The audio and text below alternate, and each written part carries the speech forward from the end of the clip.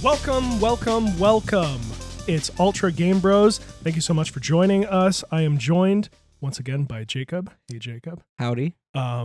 Today's a big day. I know, it's very crazy. Important, special day. It is Nintendo Switch 2 Direct Day. And this isn't the reveal of the console. They showed this off.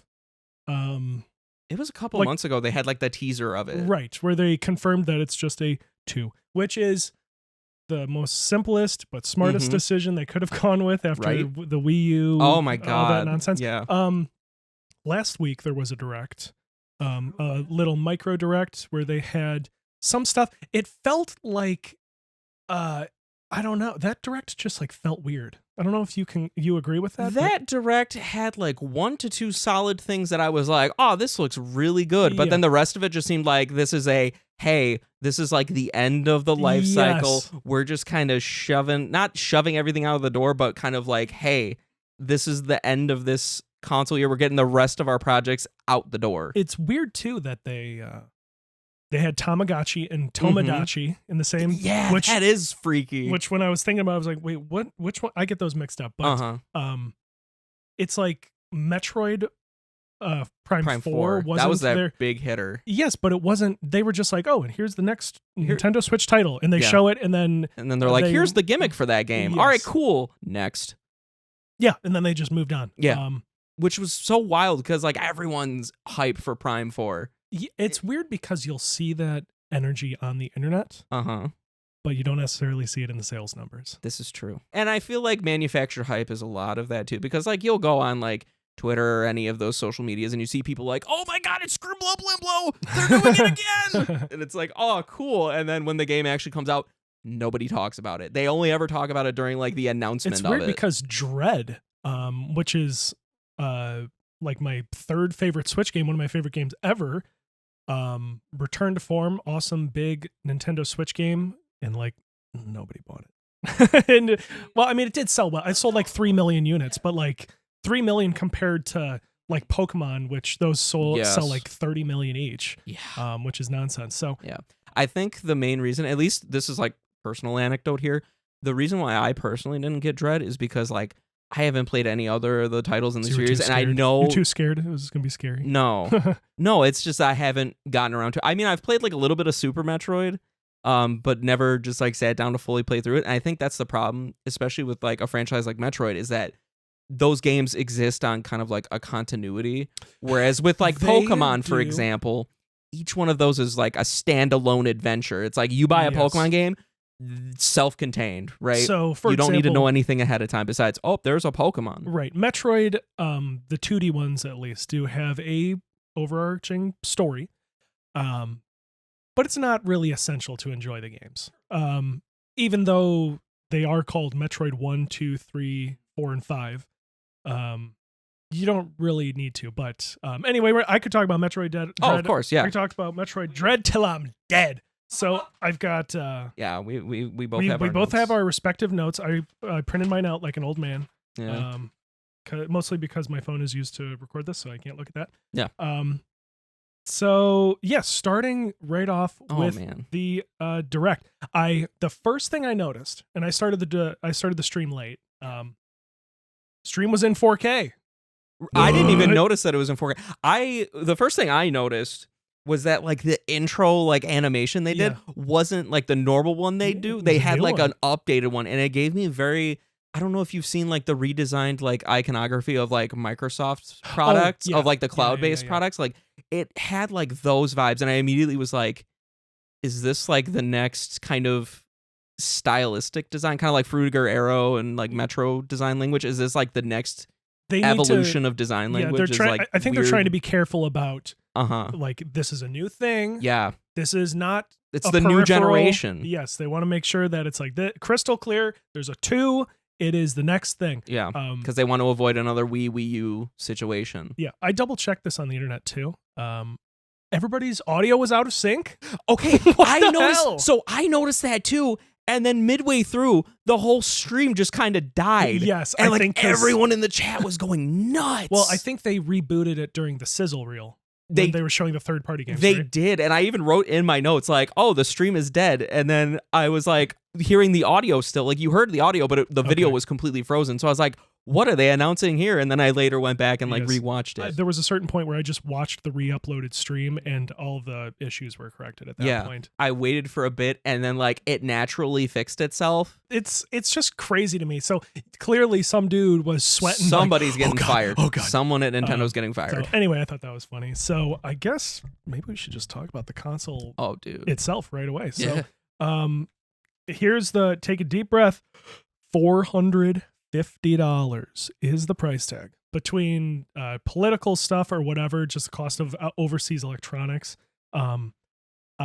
Launching June 5th. So that was crazy to see. It was rumored that it was going to be in June. I wasn't sure, but June 5th, the thing's coming out. Yeah, I had a coworker explain this to me because he worked at a GameStop as a manager, and like that is like typical Nintendo play. Where they don't tell anybody. Is because they'll launch it in the summer because then like you get the initial stock of people who are like, oh, I need it now. Yeah. They'll buy it up first, and then that gives them the fall to re-up their own stock and like stockpile it for the holiday season when everybody and their mothers are trying to buy the new Nintendo console to give their kids for Christmas. What the new Nintendo? Very smart. Not gonna lie. Very smart strategy. Oh yeah. Very bold. Of course. So as far as the 450 goes, we're gonna go into some specs and some stuff that it does and some games coming out to see if the price is justified. I don't know if the maybe it's technically justified, as in like the literal specs of it. Because I think the Switch launched at $299 originally. Right? Yeah, and then it's so funny. I had before the actual stream, I kind of took a guess of what the price would be, and I actually guesstimated it was going to be $399. I think a lot of people were expecting. Yeah, I was expecting it to be like $399, but then right. Boy, was I wrong. So it's got a 7.9-inch screen, humongous. Switch 1 was 6.2 inches, and the OLED is 7 inches. This is 7.9, so a lot more real estate. Yeah, a lot more real estate. It's a lot larger of a device, so that's going to affect the portability of it. But I think at this point they're just like, we want to drag in the Steam Deck people, the ROG Ally people. Like we want to get those guys too, not just Nintendo fanboys. But the screen itself is not OLED, it's not. Which was disappointing because I've seen an OLED Switch, and I don't have one. I just got my original launch one. They're very nice looking. They started, I don't know what company specifically, but there is a company that specifically makes OLED replacement screens for the Switch Lite. That like it's a whole kit that you can like take apart your Switch Lite, drop in this OLED kit, and then now you have a Switch Lite OLED. Yeah, that's so cool. Like that kind of was a missed opportunity. Like I even thought like, oh, maybe they'll have like an OLED premium model, right? Well, like a deluxe edition. Well, I think that would have to be a lot more because of what the screen can do this time. Is capable of 120 hertz. Yep. 1080p undocked, 4K docked. Yes, can do 4K. Well, the screen doesn't do 4K. The screen itself is 1080p, but it can output 4K. It can output 120 hertz. The screen itself is 120 hertz. HDR. So, yeah, HDR supports. So I think making an OLED would just set it over the price, price range. So maybe they'll have a pro version. I'm not entirely sure. I mean, they're like a mid-cycle refresh, kind of like what they did with the Switch One. Supports 3D audio. I know the PS5 does that. I don't know that I've ever taken advantage of it because I don't ever play with headphones with consoles. I've only ever taken advantage of 3D audio playing PC games, and even so, it's one of those things where it's like I'll only experience it when I'm wearing headphones, and even then, I'm just kind of like, whatever. Right. Sir, if a game is designed like yes, then it makes a big difference. Like the Hellblade games, those are super focused on 3D spatial audio and that sort of thing. So it does it. That's cool. It doesn't hurt it. It's got a better stand on it. Yeah. That's nice because the original Switch's stand is just the worst. That was so flimsy. I think they did a refresh on the stand though. When they on the OLED, I think is where they had. Oh, but not on the originals. No. Oh, they never did. No.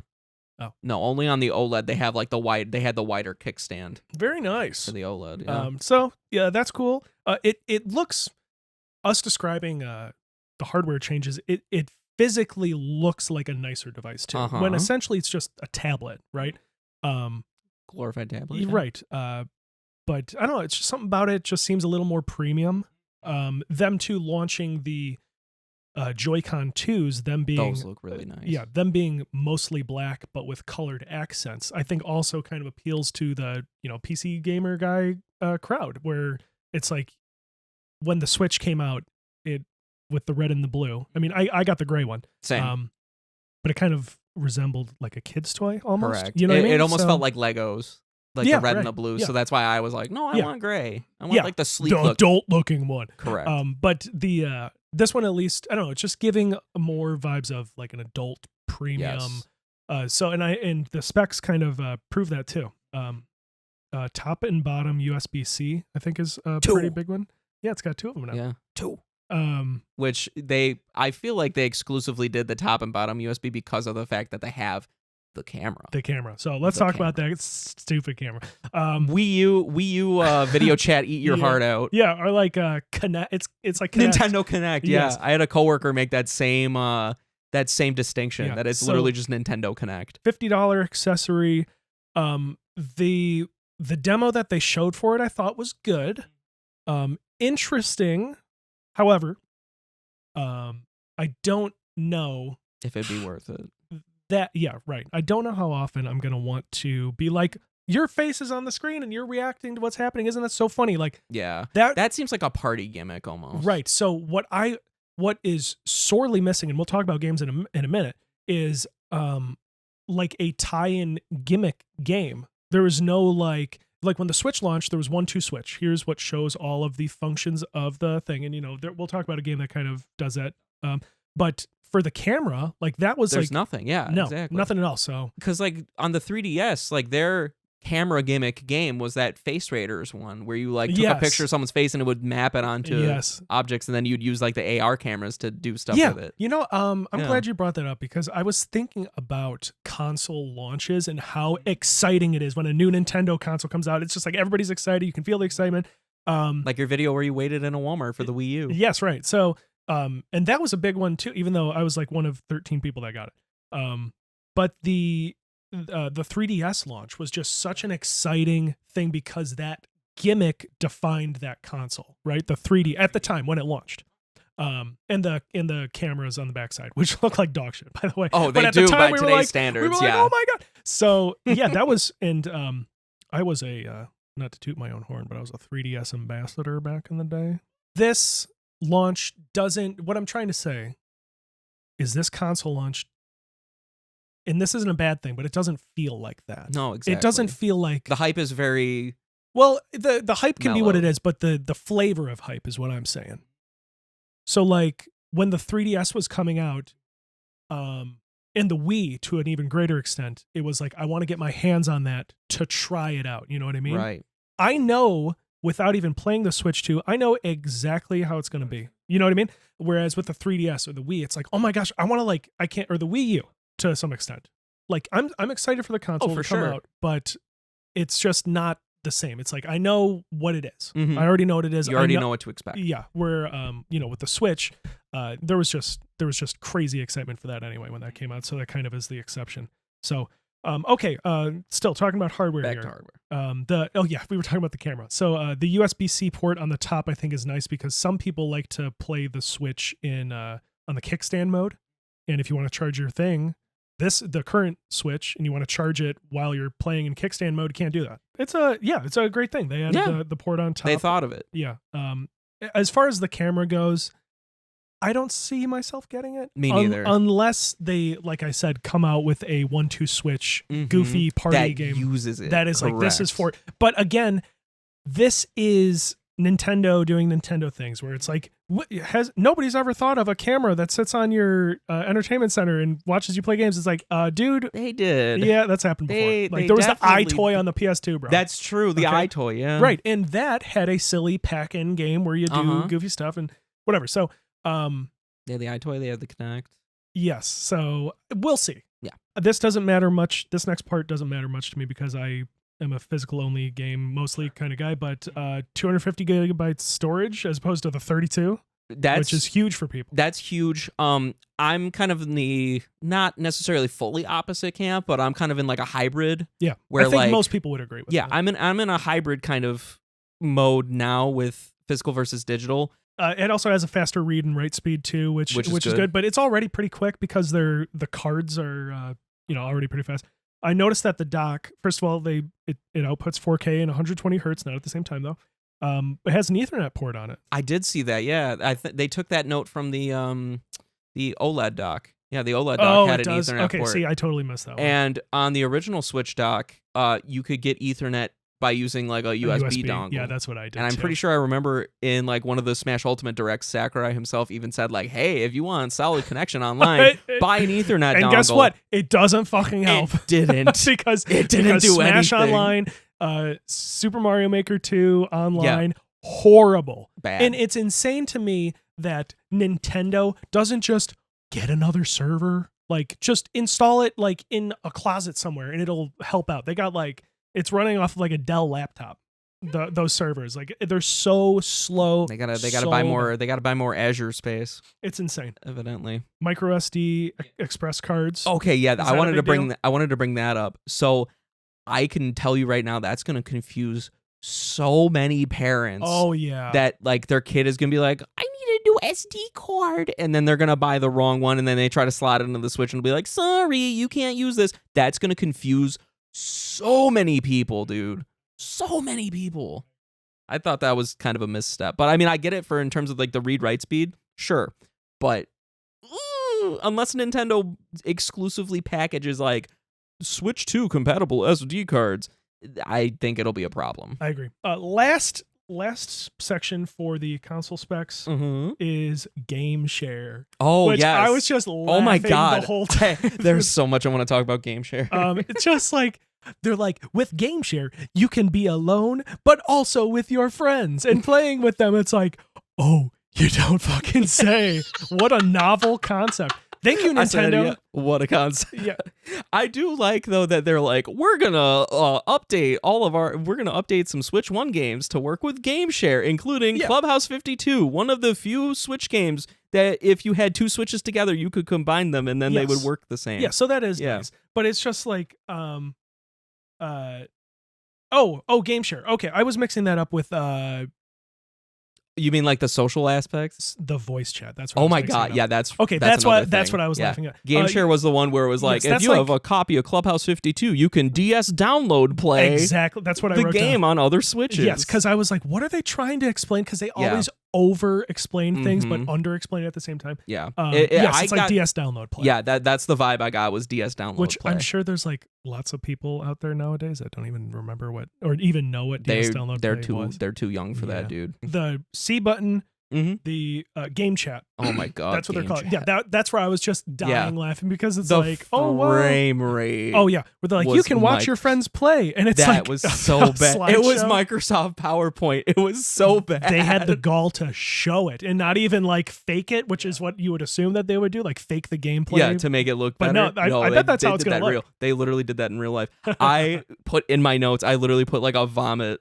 emoji in my notes. I was like, this looks what like you don't want to watch sick. 4 other people play a game while you're playing a game? What? No. It's literally just knock off Discord voice chat. Yes, honestly. It's like just put fucking Discord on your thing. Know. It took with Discord. It took Sony forever, but they eventually did it. And yeah, why not just do it? They might. They won't. Hey, they might. I don't think they're going to. Not that they have their own proprietary thing. True. They wouldn't undersell it by being like, oh, now you can use Discord and nobody's ever going to use the stupid thing again. I think that's about it for console specs. I think the console is good. It met my expectations because I went in being like, it's going to be 1080p on docked, 4K docked, or else this is not going to be a good sell. And I think so with consoles, and you compare to PC, I think PS5 and Xbox Series X are the first consoles to ever be like, this is good enough. Yes. Right? So like PS4, everything before was a compromise. But I think PS5 is this current generation was the first time where it was like, this is acceptable. This is what you could buy for a PC replacement. Right. Exactly. So Switch is not that. But the Switch 2. Now this as far as Nintendo games, they're gonna look night and day. Yeah. Still they still say it's equivalent to like a PS4 Pro or something like that. I think it's because of where technology is. It's a little bit further than that, even though it is basically a Steam Deck. But I will say though, like at this day, kind of bouncing off your point of like the PS5 and Xbox Series X are like as close to PC as you could get. Like I look at those as like, yeah, sure. But like the Switch, I still view as like, this is a game console first and foremost. Like you buy this, you play games. It doesn't matter what spec it runs at. Like at least to me, because it's like if I want to play like a performance game that's like blockbuster title like Cyberpunk, for example, I'm gonna play that on PC. But you're not taking into account exclusive games.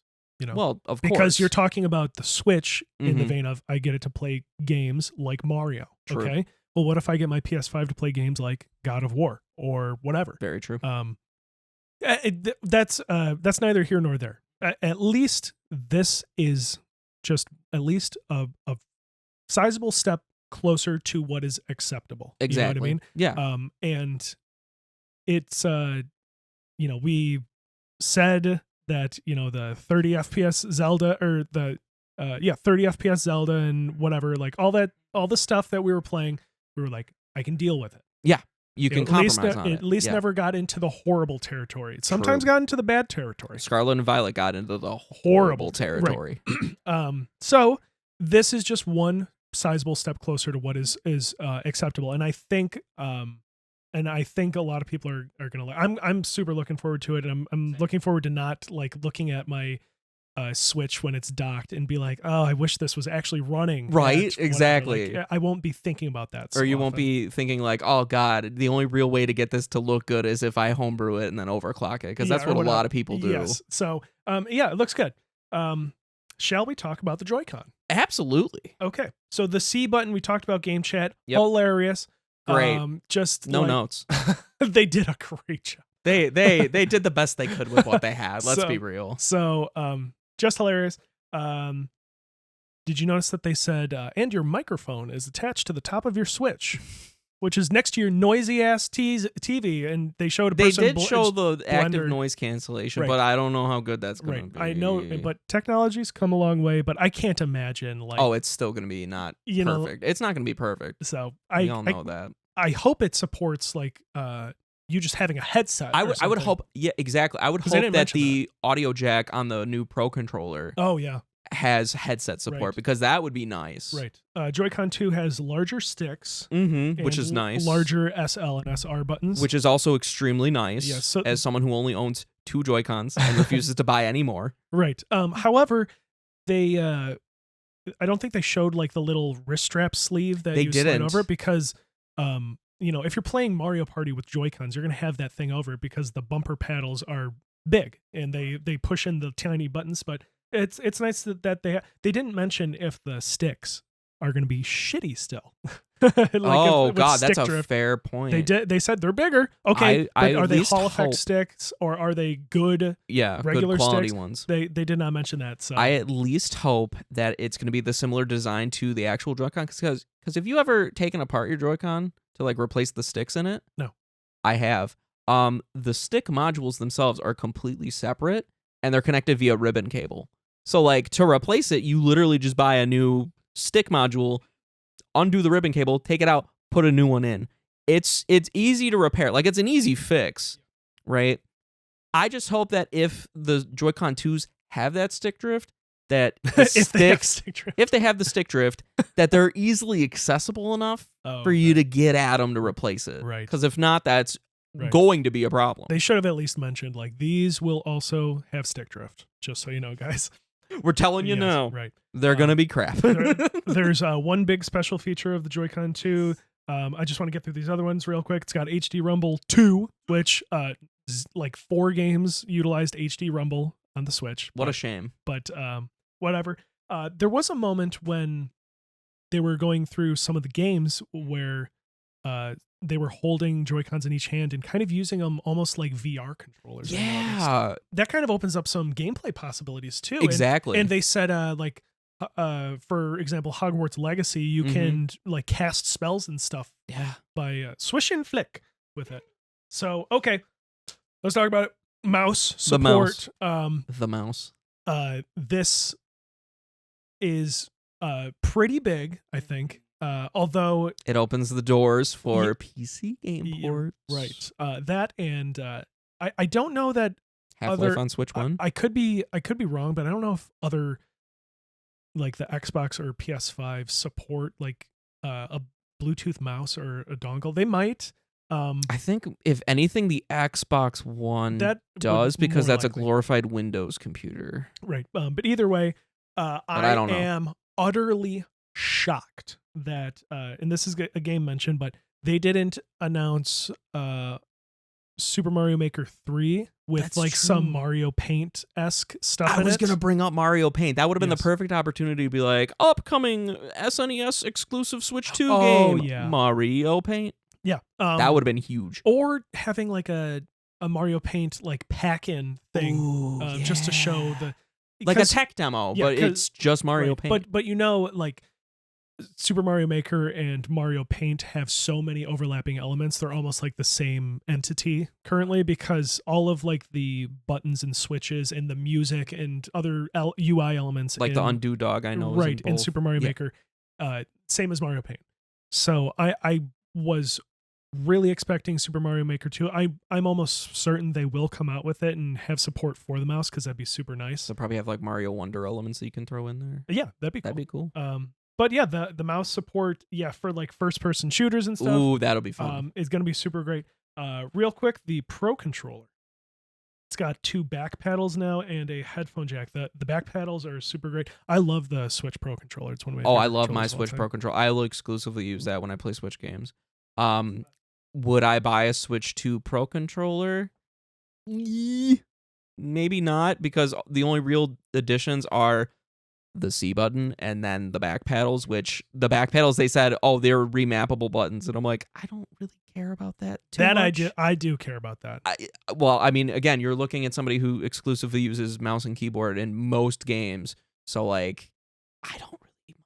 Like, I have Hori pads for my Switch 1, and those have remappable back paddle buttons. I have not touched any of those because I don't care. Pro controller's $80. I think that's another reason why it's a tough sell for me. I think everything else is like 70.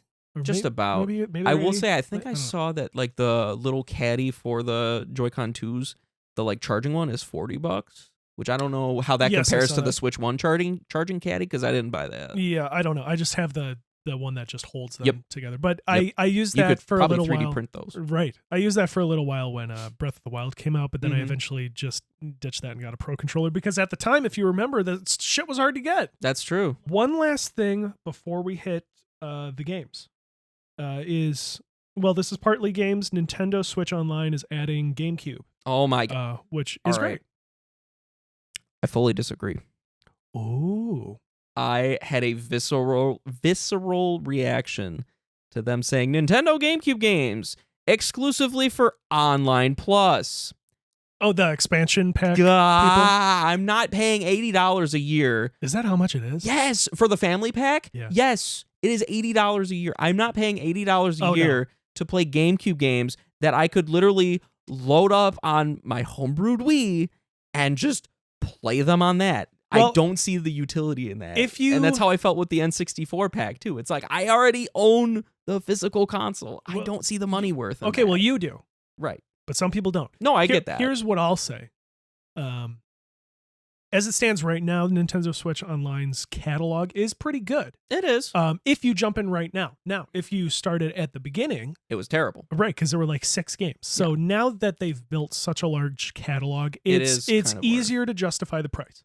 So if you're in it just for GameCube games, paying $80 a year right now is not a good move. But 4 or 5 years down the road, they're going to have probably every major good one that you would want there. I don't really care for the Nintendo Switch Online stuff because, like you, I have You can't justify all these myself. But for others, it's exciting. I would say, if you want to play GameCube games, and that's all you're going to do, paying $80 a year now just to play those 6 games. Yeah, right not now really is worth it. Not necessarily worth it. The but other they'll thing come out with too, more. is that you may have emulation errors with that too. Because remember when Ocarina of Time originally came out on Switch Online, so many people were doing like side-by-side comparisons, and there was like weird lighting and fog issues. Yeah, their emulator that it's running off of was just junk or something.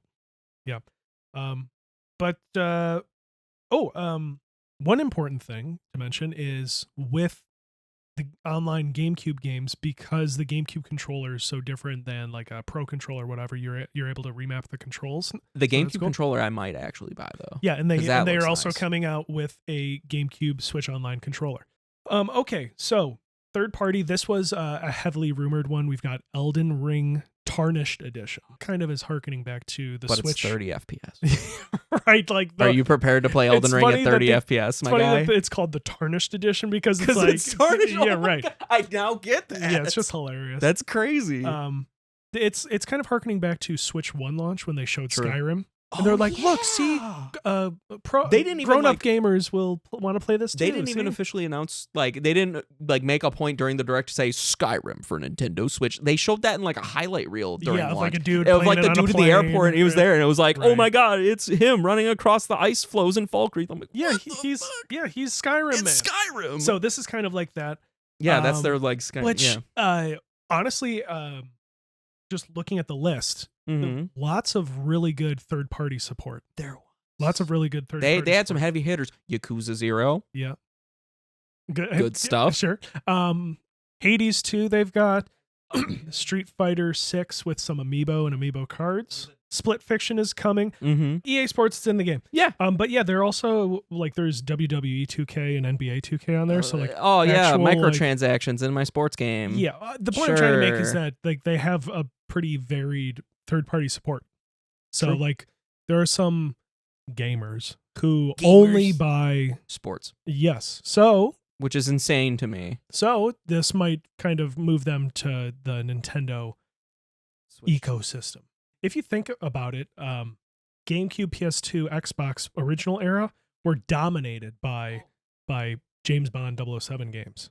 So I actually, those are sorely missed. Not to tangent off of that real quick, but I did restart a playthrough of 007 From Russia with Love on the GameCube. Yeah. Fucking beautiful. Yeah, those games are awesome. Oh my god, it's so good. Yeah, those games are awesome. So good. I'm looking forward to what because theirs is going to be way different. It's going to be probably a gel between Hitman and Bond, obviously.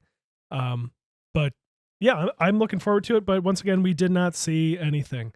They showed some Deltarune stuff. I don't know if it's been revealed, but they said that this Deltarune version includes all of it. Yeah, includes 3 and 4. And then Toby Fox later confirmed that the rest of the different console releases for Deltarune are also getting 3 and 4 at the same time. So like if you have Deltarune 1 and 2, you'll get 3 and 4 on release day. Is that everything? Like, is 4 the end?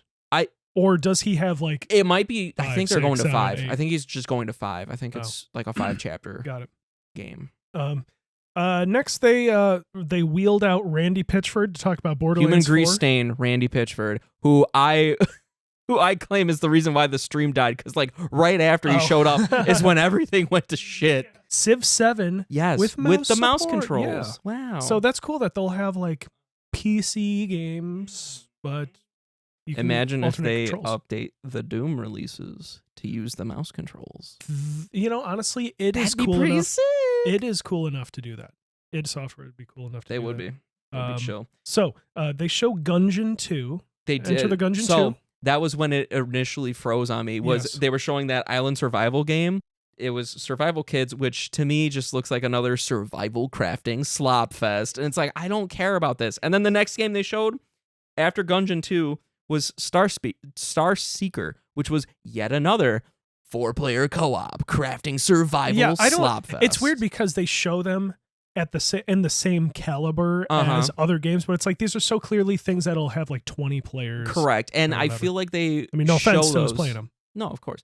You can never compete with Minecraft. Minecraft's the ultimate crafting survival game. But yeah, and then also I wrote Gungeon 2 for it, but it looks neat in 3D, but the presenter of that, like the director, he was so it was like boring. Oh my! I can't believe we wrote the literally exact same thing. He was just like, this is our game. Enter the Gungeon.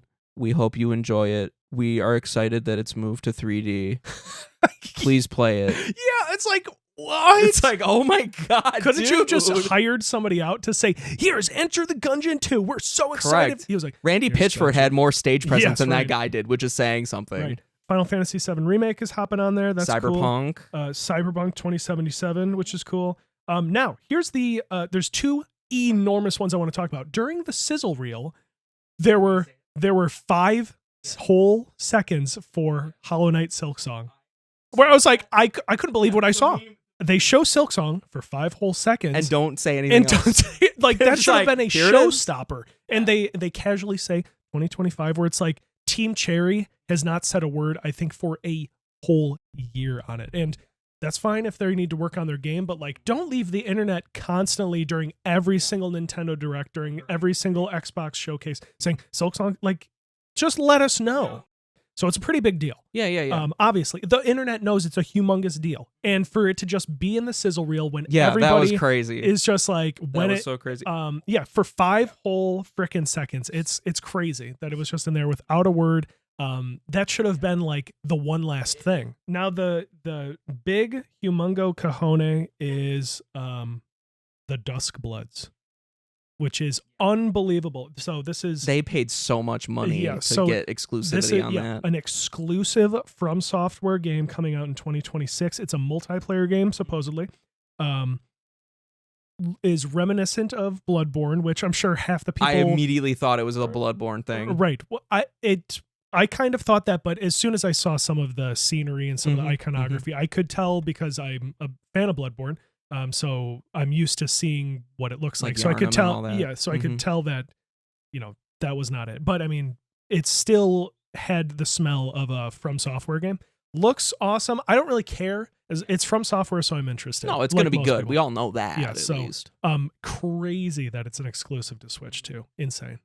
And I know that people are probably waiting for us to talk about the big games. We're saving the big games for last, so we just got through all the third-party ones. Here are the Switch 2 versions of Switch 1 games that I wanted to touch on. The enhanced versions. Yeah, enhanced. Which I had as a prediction that they were going to like reveal, we're doing enhanced ports of your select Switch games. Which they have not revealed the price on that. I would assume they're going to be $10 they packs because that's what everyone else is charging for that. Right. So, for example, Super Mario Party Jamboree has a new version that's that takes its own separate DLC though, so that might be even more money because they're packing in like Jamboree additional TV. like mini games and game modes. So Yeah, that which might looks be, fun. Yeah, that one might be more money, but I would not pay for any other ones if it's more than $10. So Breath of the Wild and Tears of the Kingdom are getting enhanced versions, which was just amazing to see because we've all had dreams about it and we've all seen emulators do it.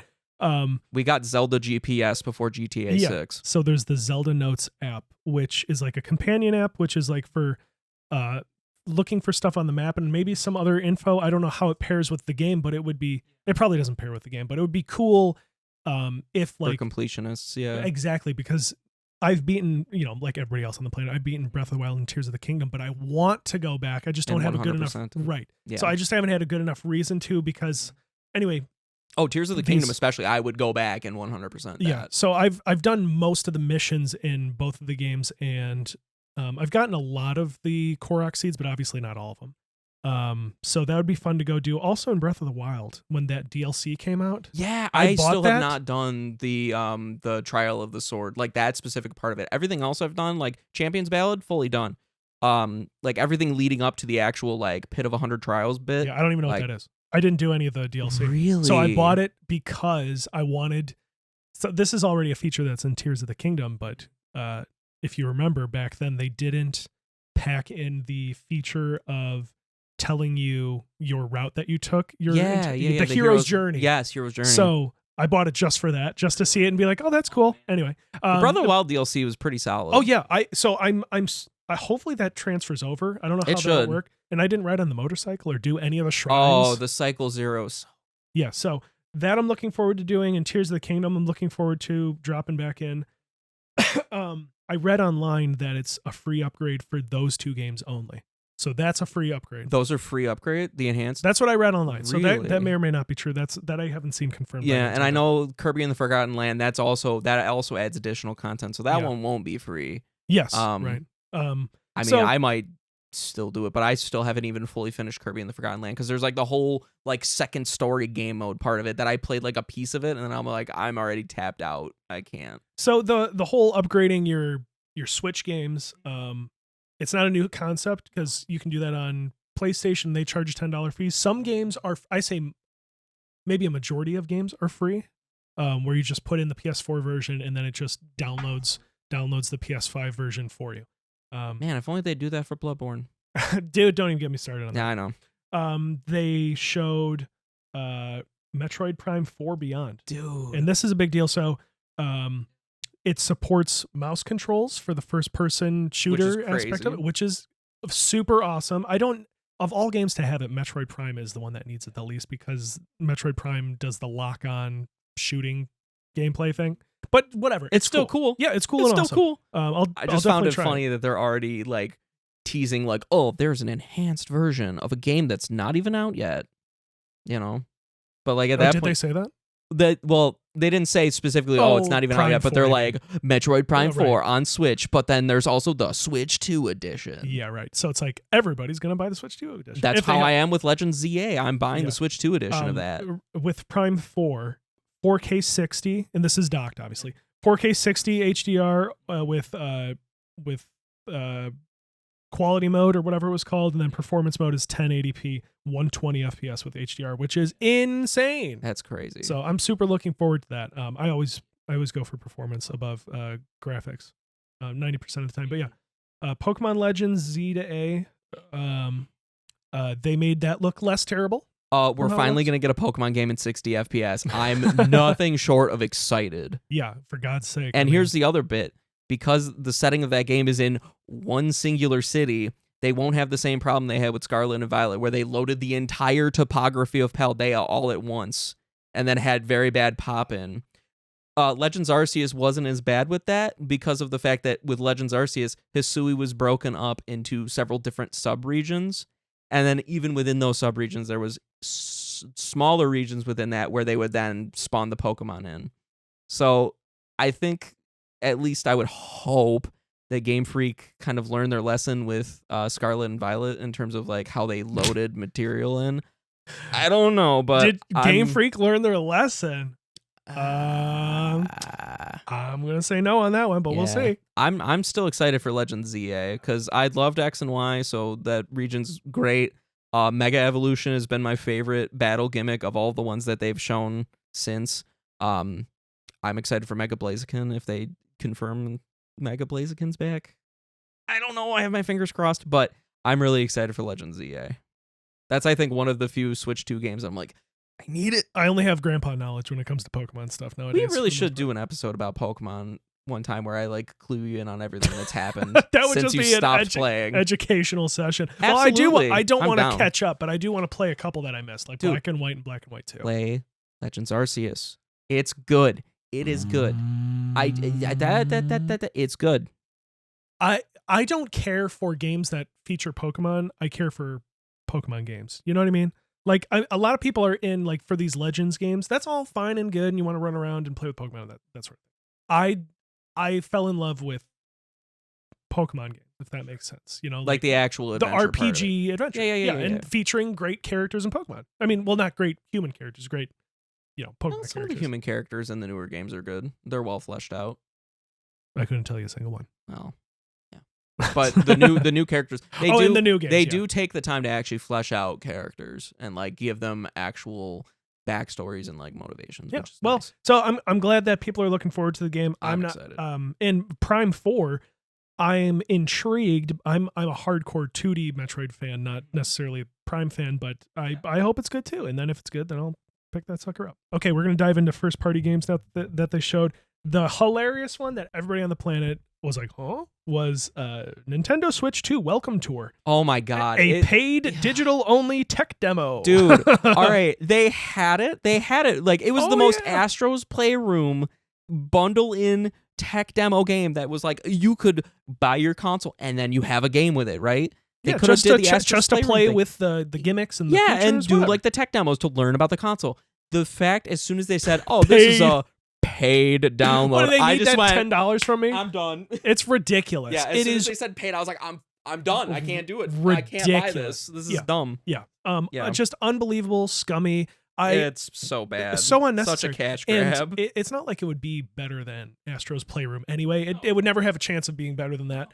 But still, for God's sake, just let me. And it had like little like the little golfing game, which looked cute. Yeah, and that like, one looked cool. And like moving around the spaceship to avoid the spaceship reminded me things. of the Fly Swatter game from Mario Paint. It was giving me some Mario Paint vibes too. Just the fact that there's a mouse, and it's the first time Nintendo has released a mouse since let's see, Mario Paint was what, 91 or 92? So 92, yeah. Fucking 30 years, and they don't mention Mario Paint at all. They had the chance. Criminal. They had it. So they had it and dropped it. Yep. Okay, the Drag X Drive is the wheelchair basketball game. So that's great that they have representation. It reminded me a lot of. It seems bound? like it came from the company that did Arms. Yeah, it did kind of gave fit me that Arms slide. vibes. I couldn't help but laugh though. It's an amusing concept. It looked great. It looked like bootleg Rocket League. Here's the problem: if it had, because I could see the gameplay maybe being enjoyable for some people, not me. But if it had the vibrancy and creativity of how Arms looks and feels, but it's just like all crusty. It had just like, it looked like a Unity asset flip. Now I will say, I watched Modern Vintage Gamer put out a video like shortly after the direct where he gave his thoughts on it, and he had a take about that game specifically where the controls are you take your Joy-Cons and drag them to like move your wheelchair. He said that's gonna scratch the shit out of a table. I was thinking the and same I'm like, thing. oh my god, it's true. You like I can't wait for Nintendo to do like the Mario Party 1 thing where they bundle in like a mouse pad that you have to buy so you don't scratch up your furniture. I was thinking the exact same thing. It's so stupid. But if the game just looked more fun, like it's all dark and gray and it metal did not and look cold. like a game to me. It looked like a tech demo. Right. So it's like that's again something that is just gonna come and go. And it's just gonna be forgotten about immediately. Hyrule Warriors game, Age of Imprisonment. I can't, man. What? I got nothing. Like I'm not really that big into like the Dynasty Warriors gameplay kind of thing. And then like I watched gameplay of it wasn't Age of Calamity, it was the one that came before. It was the Hyrule Warriors port for the Switch. And like the dialogue and the writing of that game just kind of took me out of it. Oh, wait a minute. Is this the third one? This is the third one, yeah. Wait, I was thinking there was just Hyrule Warriors. No, they had Hyrule Warriors. Oh, Age of Calamity. Then they had Age of Calamity, which was its own thing. Yes. And now they have Age of Imprisonment. Got it. And the dialogue and the writing of it is what took me out of like, I can't really get behind it. And the then voice acting in correct. the new Zelda games is horrible. Absolutely. Something that I'm sure you're very excited about is the little guy. Yes. Super tough pink. Oh my god. That game was my childhood on the GameCube. So I'm so excited. And no offense to the original game, but I have a feeling that this one's gonna really blow that one out of the water. Oh, dude, absolutely. Even from a graphical standpoint. Oh, well, 100%. Oh my god. And then of course, as soon as they revealed that it was Sakurai doing it, I just went, Sakurai, you did it again. Yeah. Because I don't know that he said it, but it's been known that he's been working on something for a while. And I think this is that thing he's been working on. Oh, definitely. Because people are like, is he working on a new Smash game? No, of course not. He's tired of it, dude. Yeah. And I'm glad I'm glad he is going back to working on a game that he clearly wants to do. Yeah, Kirby's his son. Which is Kirby. Yeah, I thought it's just a great little moment where it said director and then it showed the Sora Limited logo. As soon as it showed the Sora logo, I'm like, oh, we 100%. Did it again, boys. Yeah. Wrap it up. So that's great. That's it. I'm glad you had that. I'm so happy. Oh my god. Yeah. I guess now we talk about the big dogs, right? Oh yeah. The big dogs? Oh yeah. Okay, so I think it's impressive that we got this far into the direct without talking about Mario Kart, since this was basically the Mario Kart. It was the first Kart thing they direct. showed. Yeah, this was the Mario Kart show, basically. Oh my god. I have so much It's their console seller. I mean, that's what they're banking killer on. app. This is their killer app. So, it's Mario Kart World. Mario Kart World, they're not calling it Mario Kart 9, I think, because of the allegations. That everyone was like, oh, the DLC for Mario Kart 8, that was going to be Mario Kart 9. Oh, I haven't heard that. Yeah, that was okay. That was. Like, I was thinking they just renamed it because Mario Kart 8 has been alive for 11 years. This is true too. And then also, I think it's branching off of the fact that their mobile app was Mario Kart World Tour. Oh, yeah. I forgot about that. That's kind of confusing. Yeah, everyone forgot about the mobile app. But yeah, so it's not great. Right. So, them calling it Mario Kart World is more akin to just like this is going to be our forever Mario Kart game. They're going to keep that thing alive for like probably. I bet they're going to shoot for 10, 15 years before they come out with another one because it's so huge. The courses are good. If the shoe fits. So before we get into details on it, it has been revealed that the digital version of this game, oh my god, yes, costs we gotta talk $80. Yeah, $80. $80, $79.99 at least for the digital version of this video game. That hurts. That's like back in the day. It reminds me of like looking at the Toys R Us catalog and seeing like games that would be like, this one's $49.99 and this one's $38. Yeah, the variable price. $45.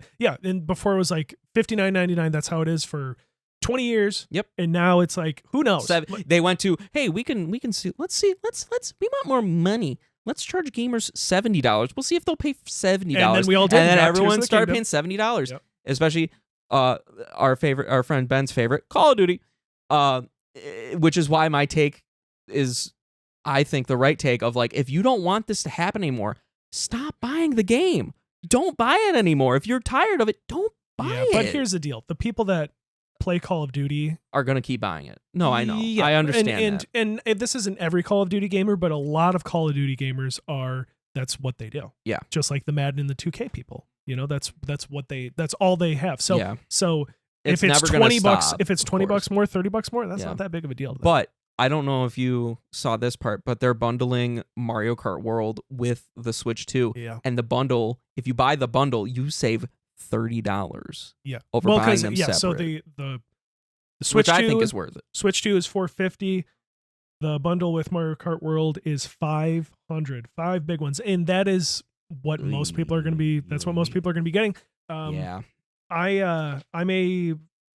We'll touch on that later at the end. Yeah. And I'm a forever physical kind of guy. I mean, I'm not against buying digital games, but if it's available physically, I'm always going to buy it physically. So, anyway, let's talk about the rest of Mario Kart game. First of all, they showed this game like a few months ago. They teased it. Right. A little teaser. Looks gorgeous. It does. Oh my god. It's amazing. It's amazing to see. Like, this is the first time we've seen Mario in 4K or whatever. Oh my god. Stuff like that. So it looks great. Mario Odyssey in 4K. Imagine. Graphics are gorgeous. It's they like a very are so gorgeous. Bouncy, round art style. Very cartoony. It's a very cartoony. That was the exact word I was going to use, and I love that. And I think Nintendo should lean more into that for like their more whimsical games like Mario and that. New features, and I'm not huge on Mario Kart 8 anyway. I like the game, but I prefer the older ones. I do too.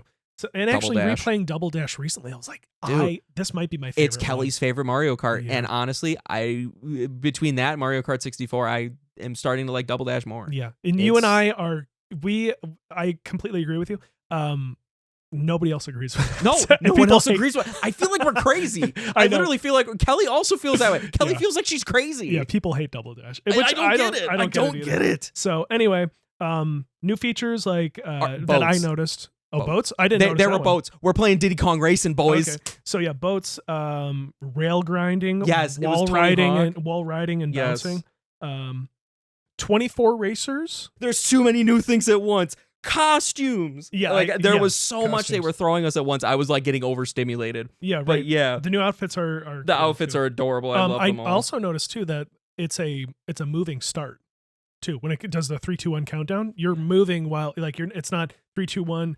Press A to go fast. It's like I missed that. It's a rolling start, which is interesting. Yeah, I'm into it. So, day night weather. That's pretty cool. Well, there's day and night, and there's weather. The big humongous deal with the game is that you can go anywhere, and that's why they call it Mario Kart World, because it's open world. Yeah, so it's off road, which gives me Kirby Air Ride vibes, which was the teaser. I'm gonna give a controversial take right here.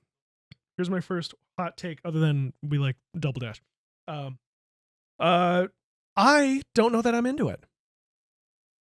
That's my hot take. Please expound on that, sir. So I'm a big fan of the Forza Horizon games.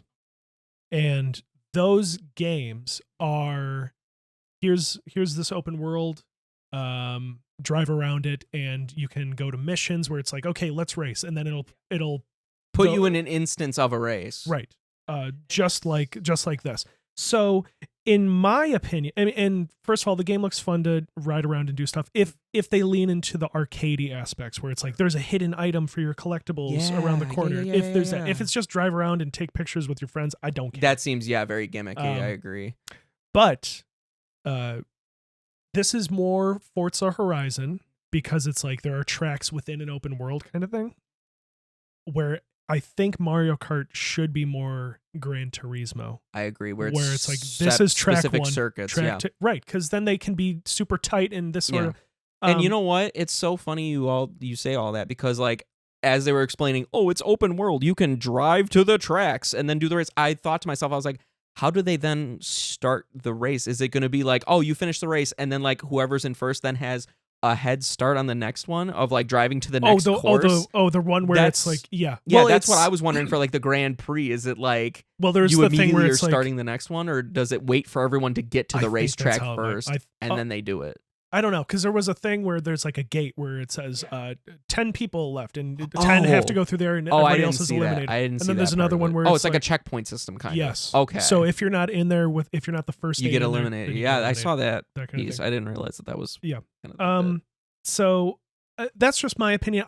I'm sure the game is going to be big, great, and fun, and everybody loves Mario Kart 8. The fact that they're having a whole separate direct plan for this means that they have tons more news to tell you about it and tons more to reveal. So, I mean, I'm still excited, but yeah, to your point, $80 for the digital version in this economy. What? Literally. What? Yep. That's crazy. It is crazy. So yeah, it's a tough sell. It's kind of hard to justify, but if you look at the attachment rate for Mario Kart 8 and how many that game has sold, that sold so much. It's the best-selling game on the Switch. So it's going to sell. No, people will definitely buy, even for like the social aspect. Like people will probably buy it for the social aspect of like, oh, you can race with your friends anywhere around the world and take pictures. So you have photo mode. The part that has me most intrigued, because I'm sure the racing is going to feel good and it looks good. So it'll feel real good. There's that. But as far as free roaming and explore, if there's a reason to explore, not just like, oh, let's roll up here and let's go look at the trees and the form. Yeah.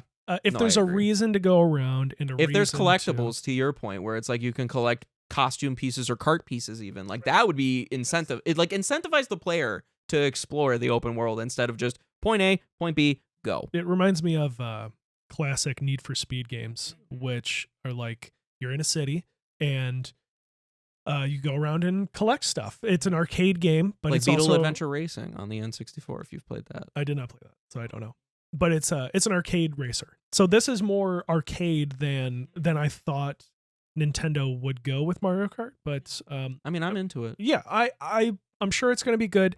I just have my apprehensions on the direction they're taking it. The one last thing. Yes. Very last game. One last thing. Classic meme. When they showed it, I thought it was a new Mario Odyssey game, but it's in the same. It has to be. It's in the same engine. Same engine. It is in the same engine. If you look how the titular character is rolling, very Mario Odyssey. We've got Donkey Kong Bonanza.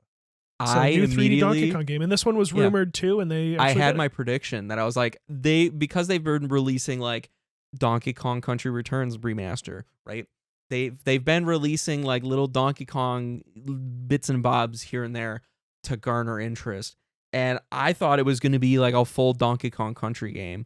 And then they revealed that it was like a 3D open world. I was like, oh my God, it's Donkey Kong 64. Ooh, let's go. Yeah, so my jaw was on the floor when they revealed it. Because I even though it's been talked about, I just couldn't visualize what it was going to be. DK yearns for the mines. Yeah, so this DK is not in like the traditional places we've seen him. This is like he's digging up rocks and he's digging underground. It picks up and the animations look really nice. I love DK's look. I'm sorry. I know you don't agree with me. How do you know that I do? How did you already know that before I even said it? You've told me this before that you didn't like his new design. I love it. No one else loves it. I feel like I'm the one taking crazy pills here. Oh, I thought I was going to have a hot take with that one. Richie also, our friend Richie also doesn't like the new DK design, and him and I have gone back and forth on it. I feel like I'm taking crazy pills. You might be. Because no one else likes it. I do. When they first revealed Mario Kart and you could see DK in the background. It's like, oh, what is that? DK? What's going on? It's the movie design, which after seeing I like it. him in this, I do not like it. That's not my boy. And also that is not my son. Also, he wears overalls. The overalls, DK with I'll pants. Give you. Don't know I'll if I like that. DK with pants, I don't like. I didn't like the pants, but I love his face. It's so much. I feel like his face is so much more both hearkening to the arcade look of Donkey Kong, but then or like the arcade like 2D drawings of him like that they had on like the marquees. Yeah, like it's reminiscent of that, which I like. But then sure. I feel like in 3D, his face is so much more expressive. Because like during the trailer, you could see expressions on his face. He's very cartoony. Yes. It's very Looney Tunes, which I don't know that I don't think I really care for. Like, I mean, when seeing his reaction faces and being like, and that sort of thing. It's DK, I think, had that already locked down very well where he was with his reactions and stuff. Yeah, DK Jungle Beat, he was pretty expressive, and it was still the old design. Well, Jungle Beat, that's a GameCube game, right? Well, I mean, even like in but that's what I'm saying. With his old design, he was expressive. Yeah, in the new Donkey Kong Country games, and like I think they got that all figured out. So I don't want to focus too much on his design. I do not like it. I don't like what they did with him, but you know, I can live with it. That's something I'm not gonna. Anyway, so it's the game. Yeah, I like it. Well, tell us about it. I like how it looks, and it is literally just Donkey Kong Odyssey, which I'm okay with. So I have different feelings on it. Go for it. I want to hear it. My first thought was that it was giving Banjo-Kazooie nuts and bolts energy. I also had thought that at one point when they started like doing the panovers of all the environments and like I could hear some of the music. I was like, I feel like these are leitmotifs of Banjo-Kazooie. I was like, well, that wouldn't make any sense. I'm more saying nuts and bolts in like the Icky revival kind of thing, because they really changed Banjo's look in that game and kind of changed what a Banjo game is, and nobody was asking for like a car maker thing. I think the environments are really weird and like the enemies are a little generic for me. Kind of like a ukulele almost kind of vibe. Banjo-Kazooie ukulele interchangeable kind of thing. I like seeing Donkey Kong in the jungle or in the desert or swimming in water. This is like he's in fantasy world. Yeah, this is like Donkey Kong goes to outer space. Like there's just like a bunch like crystals and stuff like that, and I don't know. Donkey Kong Country Returns and Tropical Freeze do this too, where they introduce a new enemy type. Like Tropical Freeze has a bunch of penguins and stuff. Yeah, like the Arctic enemies. Yeah, which is like the game would be better if it was just the Kremlings. You know, if it was just the classic guys, like that's that is a good point. Like, where are the Kremlings? Where's K. Rool? Where's my boy? Yeah, so them Where's not my big croc boy. Them not committing to something gives Donkey Kong less of an identity. I feel where it's like I can agree with that. Like you know, in Mario Odyssey, you're stomping on Koopas and Goombas and stuff like that. Like there's still that classic iconography. Besides like in Zelda, you're stomping on Tektites. Right. That stuff is still in Zelda. But in this game, it's just Donkey Kong. Fighting random shit. Yeah. Random stuff in a weird environment, doing weird moves he's never done before, like digging up the ground and throwing boulders and stuff. Like he's never done any of that. So it's like, it's almost like they're like, we've got Donkey Kong. We don't know what to do with him kind of thing. Now, the game is probably going to be fun. I'm not going to deny No, that. It looks fun. Just as far as it being DK, I'm just upset that this is what they've relegated him to. Right. We're both crazy because we're both defenders of DK64 as well. Classic, silly, overly bloated 3D platform. Collect them all. Yep. Yeah. And the vibe is great, and it looks like Donkey Kong. It's in a jungle, it's in a desert, it's underwater, it's in these classic places. Coconut guns. Yeah, they fire in spurts. Yeah, but if he shoots you, it's gonna hurt. Now I will say before we kind of wrap up, because I know we're getting close to that time. The one game franchise that I had in my predictions that I wish that they showed something of, Star Fox. Oh yeah. Where's my man Fox? Yeah. They have not, And that would be another game that would be perfect with mouse controls because you could literally use it That's what like I a was flight thinking, stick in the R-Wing. Yeah, that's what I was thinking too. The last Star Fox game, the last mainline Star Fox game we had Zero? was Star Fox Zero on the Wii U, and that was just a bad remake of Star Fox 64. Everybody hated it. Wait, it was a remake? Yeah, it recycled the story of Star Fox 64, and then some of the levels were like, "Oh, use the gyrocopter, Fox, because we need to squeeze gyro controls in here." Right. And it was bad. Yeah, I heard you gotta like look at the screen. It was look at so. the TV. This came out back when I was in college. My friend Josh, because he's a big fan of Star Fox, he bought it, and I tried playing it on the Wii U, and I struggled.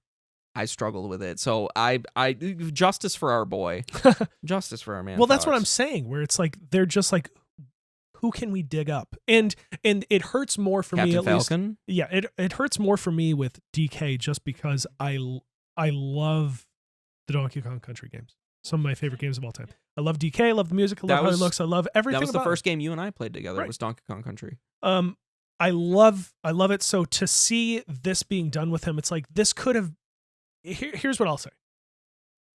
Mario Odyssey, if you were to see that game and not know who the main character is, you would be like, well, this has to be a Mario game, right? Yeah, it has that identity. This game has to be Mario. This could be no other game but Mario. But with this, it's like, this could just be anything. Yeah. You know, it's not like besides the little 2D segment where they showed him going through like jungle japes in the trailer, DK. There was like a little 2D section. I completely missed that. I shouldn't say 2D, but a side-scrolling section. Oh, okay. Yeah. So they show a side-scrolling section, but besides that, like this could have just been anything. And the point I want to make is that Donkey Kong didn't need a reinvention. You know, I think they had this weird overlap where, well, Mario's a 2D. We have 2D side-scrolling Super Mario games, and we have 2D side-scrolling Donkey Kong games, but the Mario games sell better, and the Donkey Kong games are harder, but they have slightly different mechanics, but you still can jump on enemies, so people are going to get confused. Let's just scrap all that, and now this is what Donkey Kong is. He digs holes, and he picks up rocks and stuff. It's just confusing to me. I get it. And I don't think he needed that because I love the Donkey Kong Country games. And I think they could have done something like Donkey Kong 64 in modern day. Yeah. Especially because of the gyro controls with the coconut gun, you know? That's not what I was thinking of. Oh, what I'm thinking of that was what I was thinking of. Yeah, well, that would be cool. Yeah, it would be. The vacant gap left by Banjo and Kazooie. Mm-hmm. There's no Banjo Kazooie. People have been there's no like duo, like Bear and Bird duo kind of game. Well, Donkey Kong doesn't really have a duo, but he's got his Diddy? Diddy, sure. Dixie, Cranky. Yeah, he's got his buddies. Yeah, he's got his friends. Except for Chunky. He's dead. He's dead. So I'm sorry, that took me out. And then there's Chunky. He's dead. So there's this gap in the market for a new Banjo game. I just think that they should have done something else with the guy. That's all. I know people are excited about it. I know people are excited to play it. I just really think this should have been something else. After hearing your take on it, I am kind of now more leaning towards your take where it's like, yeah, they basically stripped away Donkey Kong's whole thing and they're like, what do we do with it? And now what they've done with him is not where they should have. I don't want to sway any opinions. It's just I'm still gonna get the game and I'm still gonna play because it looks fun. I too was. I want to rip up the earth and throw it at people. Hell yeah! I was looking forward to what they could have done with 3D DK. Just Agreed. This isn't what I had in mind. I just hope that when he collects that like banana ore thing that they got, when he breaks it, it goes, oh, banana. Hey, if they do, I'll give them props for that. Yeah. So, I guess we're wrapping up here. Yeah, so, well, I'm ready to wrap up if you are. Final thoughts. Yeah, final thoughts on Nintendo Switch 2. Jacob, what do you think on the Nintendo Switch 2? What do you think on the presentation, first of all? Because I thought it was a great presentation. I think we should break down by nonetheless. presentation first. I thought overall the Direct was very solid. It was a very solid showing of games. Lots of surprises. Lots of surprises. Lots of It was a stuff. lot of surprises, and then also there was still like a lot of things that you would expect from it. Like they'd have a sizzle reel of third-party games that nobody cares about. You get your survival crafting four-player co-op adventures. I think it was a good show. Oh yeah, no, it was a good show. Of healthy balance of everything. Yeah. They had their like hard hitters, right? Those ones that it's like, yeah, you're gonna buy this console because it has this game. Yeah. well, Yeah. well placed. Interspersed. It was a good show, I thought. Mm-hmm. So, what are your thoughts on the console? On the console itself, I mean, like, what are you thinking right now? You know, it's coming out in June. Like, what are you? Yeah, thinking? that's crazy. It's crazy that it's coming out in June already. Would I buy it? I mean, I already signed up on my Nintendo for pre-order email. Did you have to give them your credit card when you did that? No. Oh, so you're just kind of in. The pre-order process, at least on my Nintendo, because I know like every other retailer is doing their own thing with it. For my Nintendo, when you sign up for pre-orders, you have to log in with your Nintendo account, right? That's fine. They're going to send you the email when you're ready to do the pre-order. When it's your turn, it's first come, first serve. Another way to prevent scalpers. Limit 1 per customer. That's good. Good step. Additionally, when you sign up, you had to pick between if you're getting just the Switch 2 or you're getting the Switch 2 and Mario Kart World bundle.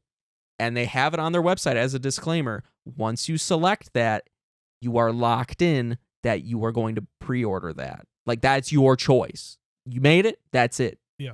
That's the only one they're going to give you the opportunity to buy. Bingo. And again, limit 1. Great. Additional constraints. So you had to log in with your Nintendo account, right? That Nintendo account needs to be a paying member of the Nintendo Switch online service for an entire year. And in addition, you need to have at least 50 hours of gameplay logged on across any Switch title. You need to have at least 50 hours. So I can't just make a bot right now. Nope. With a Switch Online account, nope. Let's say, and pay for Switch Online and then immediately sign up. Nope, you can't do that. But I can still see at least one avenue where people are going to try to scalp this thing. My theory, put on your tin hats, folks. My theory is you're going to have people that have these valid Nintendo accounts that meet the criteria, meet all the requirements, selling them that on are eBay? Not interested in buying the Switch 2. They're going to sell their login information to scalpers, be like, hey, selling my Switch login credentials, highest bidder. And then as soon as they get that pre-order and then that's done, then they're going to just change their username and password so it doesn't get used anymore. I can see that happening. But that's still only 1 per scalper. But that would still be only 1 per scalper. So you would have to have a scalper that's dropping however much people would be willing to pay for account logins. Yeah. To get any amount. So like it deters scalpers. Does it fully prevent them completely? No. Not really. The only real way you would do that is like IP address blocking, where it's like, oh, your IP was already used to purchase a Switch. Do you think Nintendo knows what an IP address is, bro? They can barely handle their internet, bro. So those are my thoughts, at least on the like pre-order process and how that works. Yeah, I'm really decent. excited that that's how that's working, and so it's an easier, or not easier avenue, but I think healthier avenue to obtain it rather than like waiting in the virtual queue at bestbuy.com. So yeah, they're doing a good process for What pre-order. are your thoughts now, sir? My thoughts on the console overall. Mm-hmm. This is going to be a big shocker for everybody. Oh God. This might be the first Nintendo console since the Wii that I will not be getting at launch. Really? Yeah. Now, wow. My reason for that is Switch 1 comes out. They say a launch title, Breath of the Wild. Sure. Then they say Mario Odyssey coming out a little bit later. Mm-hmm. Which is like, what else do I need at that point? That's everything I need.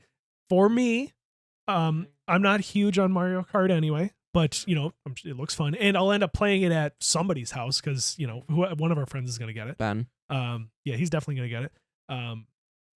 But Mario Kart, whatever. And then DK coming out in July. I'm already not really looking forward to it. I can see that, yeah. Depending on how good Metroid Prime 4 is, I'm not going to, now that I know that it's going to be on the Switch 2, I'm not going to get it on the Switch 1. No, of course not. So, God, no. Why would you? Yeah, so right now, as it stands, there's no reason for me to get it. And I know I'm in a very special bracket where most people are going to be like, new Mario Kart, heck yeah, or new whatever. Or even the third-party stuff is going to be exciting for some people. I'm excited for the new FromSoft game, so maybe I'll end up getting it in 2026. Who knows? I mean, I can agree with that. And like, here's the thing. Yeah, I signed up for the pre-order, but that doesn't necessarily mean that when I get the email that I'm actually going to bite the bullet and do it, because like like I've said with like my take on limited run, like I don't know. I can't just, it may come time that when I get that pre-order email, I look at the price tag, $500 for the bundle. I can't justify that purchase at the time, so I may not end up buying it at launch either. I don't know yet. I did that as a precaution because of how difficult it was for me to get a Switch 1 when it launched. Yeah. And how difficult that was. And then same with the PS5, like how difficult it was for me. I did this out of precaution. This is the same price as a PS5. Like, wrap your head around that. Yeah, and that's insane. PS5 came with Astro's Playroom, and then you got Demon Souls when it came out, and amazing graphics and this and that. So for me, I think they had a great show, and I think the console is great and fabulous. I'm looking forward to playing, first party stuff on it. But I'm not getting it at launch. That's kind of our thoughts on the show. Yeah. Good show overall. It was a good show. System looks great. It was great. Who knows if we're going to be picking it up? Yeah. But I think they had a great show, and I'm excited to see what I'm excited to see what they have. Oh yeah. See what they have next. Maybe they'll show some Mario soon. But I mean, if they've been working on that DK game, I don't suppose we're going to be getting it for a little while. Probably not for a while. Yeah. Probably not for a while. Oh well. All right. Well, I love you. Thanks for hanging out with us. It's been Ultra Game Bros. We'll see you next time. See ya. Peace.